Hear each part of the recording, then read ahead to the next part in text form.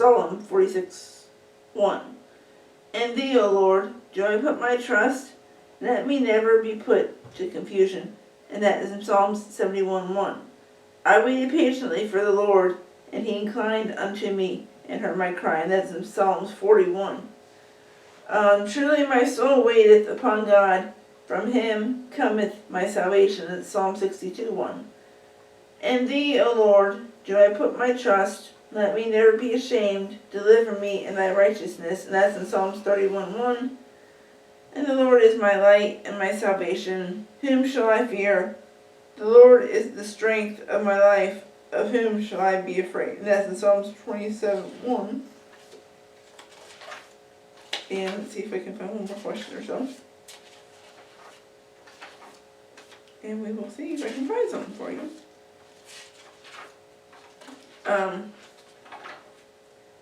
Let's see. No, that one. Okay, we don't know that.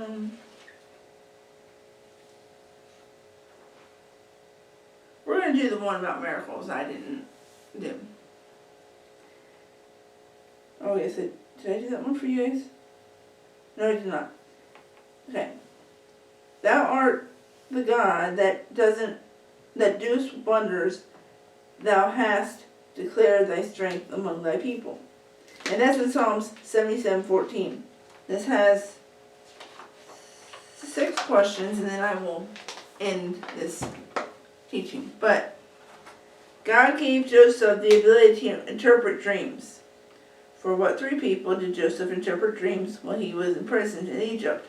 And that would either be A, the jailer, the servant, and the Potiphar; C, the centurion, the cupbearer, the cook; C, the butler, the baker, and the Pharaoh; or D, the butcher, the baker, the candlestick maker. 2. When God spoke to Moses, he attracted his attention with a pillar of a pillar of fire, a burning bush, a flaming sword, or none of the above. And no comments from the minister, because he knows the answer to that one as well as I do. When God wanted to prove the reality of his power to reluctant Moses, he A, turned Moses' staff into a snake, made an oasis appear in the desert, sent a series of lightning bolts, or D, all the above. I know the answer to that one too, I think. Through Moses and Aaron, God revealed himself to Pharaoh as the Almighty God with authority over nature by afflicting Egypt with A, hordes of locusts; B, deep darkness; C, murrain; or D, all the above. Next one. When the Philistines captured the Ark of the Covenant, they took it to their temple and set it alongside a statue of their god, Dagon. What did God cause to happen? Did Dagon fell on his face 2 days in a row? Did Dagon was consumed by an intense fire? Or the ark was rescued and Dagon was stolen by the Israelite army? Or Dagon disappeared and was never seen again? And last, when Elisha and his servant were being pursued by the king of Aram, his army surrounded the city they were staying in. Elisha's servant was terrified, but Elisha prayed that God would open his eyes to see.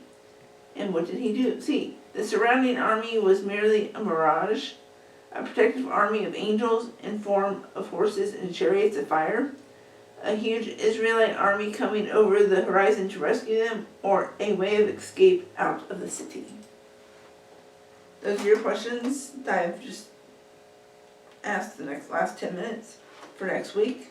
And when I get those answered, if there are any answers, and you still have the wrong answer, but you at least tried to look through the Bible to find those answers, at least you tried, and I will give you we will send you something. So please, if you know the answers or don't know but want to at least try, just send us an email at godswordministries at 777@gmail.com, and we'll get back to you. Thank you.